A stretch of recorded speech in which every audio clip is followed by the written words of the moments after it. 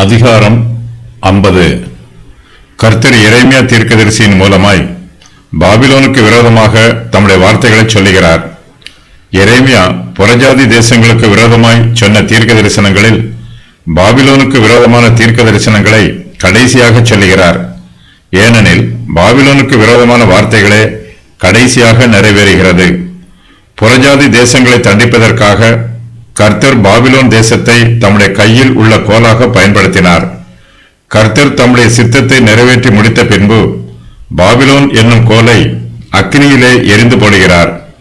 கோரேசி ராஜா மூலமாய் பாபிலோன் தேசத்துக்கு அழிவு வரும். ஏசாயா தீர்க்கதரிசி இந்த அழிவை பற்றி ஏற்கனவே தீர்க்க தரிசனமாய் சொல்லி இருக்கிறார். இப்போது இந்த அழிவை எரேமியா தீர்க்கதரிசியும் தீர்க்க தரிசனமாய் சொல்லி உறுதி பண்ணுகிறார்.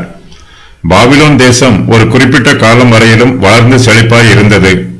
அதன் காலம் முடிந்த பின்போ அந்த தேசம் இலைகளை உதிர்த்து பட்டுப்போன மரம் போல் இருக்கிறது. அது வெட்டப்படுவதற்கு ஏதுவாயிற்று. ஏசாயா தீர்க்கதரிசி பாபிலோன் தேசத்து அழிவையும் இஸ்ரவேல் ஜனங்களின் விடுதலையையும் தீர்க்க தரிசனமாய் சொல்லி இருக்கிறார். ஏசாயாவின் தீர்க்க தரிசனம் புதிய ஏற்பாட்டு காலத்து விசுவாசிகளுக்கு அடையாளமாய் சொல்லப்பட்டிருக்கிறது. விசுவாசிகள் இப்போது பாவத்தின் பிடியிலும் அந்தகாரத்தின் வல்லமையிலும் இருந்தாலும் கர்த்தர் அவர்களை அவருடைய பாவங்களுக்கு விடுதலையாக்கி ரட்சிப்பார். கர்த்தராகிய இயேசு கிறிஸ்து மூலமாய் மனுஷருடைய ஆத்துமாக்களுக்கு ரட்சிப்பு உண்டாகும். எரேமியா தீர்க்கதரிசியும் பாபிலோன் தேசத்து அழிவை பற்றி தீர்க்க தரிசனமாய் சொல்லுகிறார். புதிய ஏற்பாட்டு காலத்து பாபிலோனுக்கு விரோதமாக இயேசு கிறிஸ்துவின் சுவிசேஷ சபை ஜெயம் பெறும்.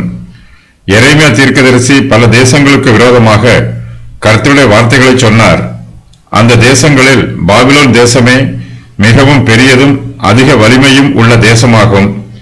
ஆகையினால் பாபிலோன் தேசத்தின் அழிவு மிகவும் பிரத்யட்சமாகவும் விசேஷமாகவும் இருக்கும். எரேமியா தீர்க்கதரிசி மற்ற தேசங்களுக்கு விரோதமாக பொதுவாக சொன்ன வார்த்தைகளை இப்போது பாபிலோன் தேசத்திற்கும் விரோதமாக சொல்லுகிறார். எரேமியா தீர்க்கதரிசி பாபிலோன் தேசத்திற்கு விரோதமாக சொல்லும் தீர்க்க தரிசன வார்த்தைகள் மிகவும் தெளிவாக இருக்கிறது. அந்த வார்த்தைகளில் தேவனுடைய கோபம் பிரத்யட்சமாய் வெளிப்படுகிறது. கர்த்தருடைய ஜனத்தார் இப்போது பாபிலோன் தேசத்து சிறையிருப்பில் இருக்கிறார்கள். பாபிலோன் தேசம் அழியும் போது இஸ்ரவேல் வம்சத்தாரின் விடுதலையின் கதவுகள் திறக்கப்படும். பாபிலோன் தேசத்தின் அழிவு. எரேமியா மறுபடியுமாக பாபிலோன் தேசத்தின் அழிவை பற்றி தீர்க்க தரிசனமாய் சொல்லுகிறார். கர்த்தருடைய ஜனம் பாபிலோன் தேசத்து சிறையிருப்பில் இருந்து மீட்கப்படுவார்கள் என்பதையும் மறுபடியுமாக எரேமியா தீர்க்க தரிசனமாய் சொல்லுகிறார்.